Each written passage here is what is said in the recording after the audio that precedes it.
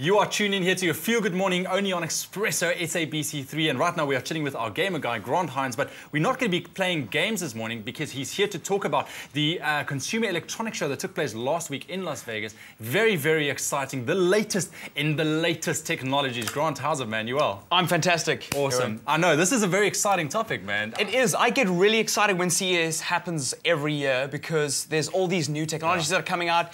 Guys are showing new things that are going to inspire us and help us work better, and kind of what's going to hit the market in the next year or two. So yeah, I'm specifically going to talk about what's going to be impacting gaming, because there's just so much that happens. There's so many amazing What else besides things. gaming happens at the CES? Oh, well, Justin Bieber shows the dancing robot. Will Smith talks about the new cameras that they filmed Men in Black 3 with. Kelly Clarkson just sang. I don't know. Oh, she sang. Because it's cool. There are washing machines that send you text messages when the washing is done. It's no way. It's fantastic. You can see everything else. What people dream. What the Milan fashion show is to the fashion industry, where people just go crazy with their products.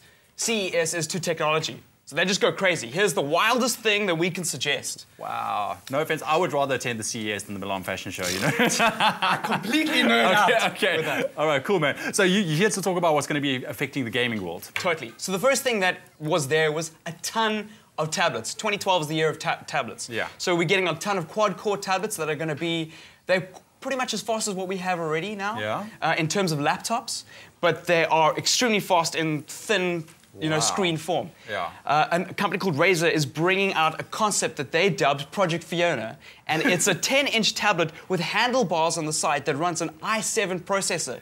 For guys who don't know what that means, it is basically a Ferrari in a little screen. It's got handlebars on either side with triggers and buttons like a normal game controller. No way. So you'll be able to play PC games and plug a mouse and keyboard into it, which you can't do with consoles. But it's thin. It's thin. It's super thin. And it can plug an HDMI into your TV, so you can use it as a console. But if your mom wants to watch TV, you just unplug it, go to your bedroom. Or if your wife is just like, listen here, I'm going to be watching Desperate Housewives, you can go and play your games. That's insane. You could just unplug it. That's insane. That could potentially, that kind of technology could potentially replace consoles in the next year or two. Yeah, well, yeah, that's actually likely. Who knows?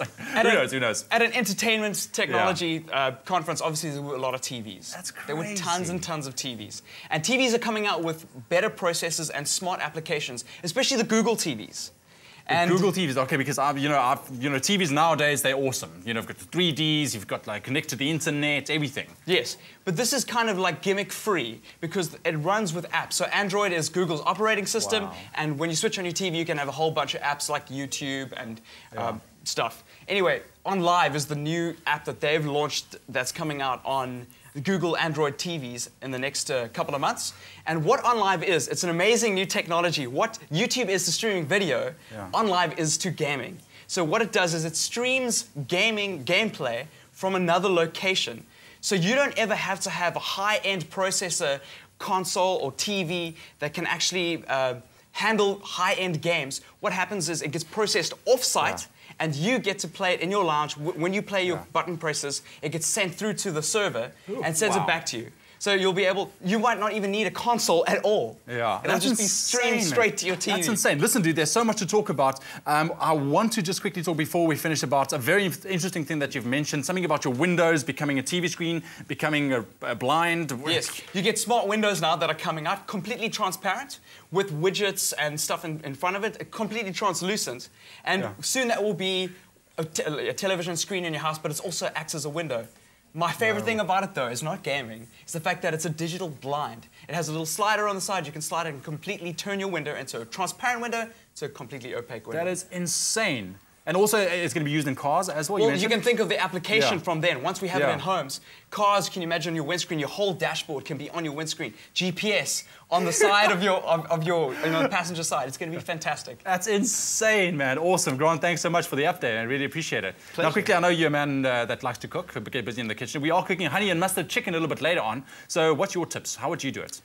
I'd take honey, mustard, chicken. Yeah. Blend it up, make honey mustard chicken smoothie. You know what? That's brilliant.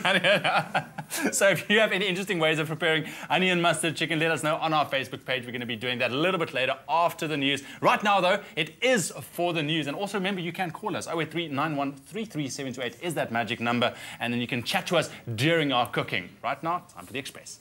Stay with eXpresso and SABC3.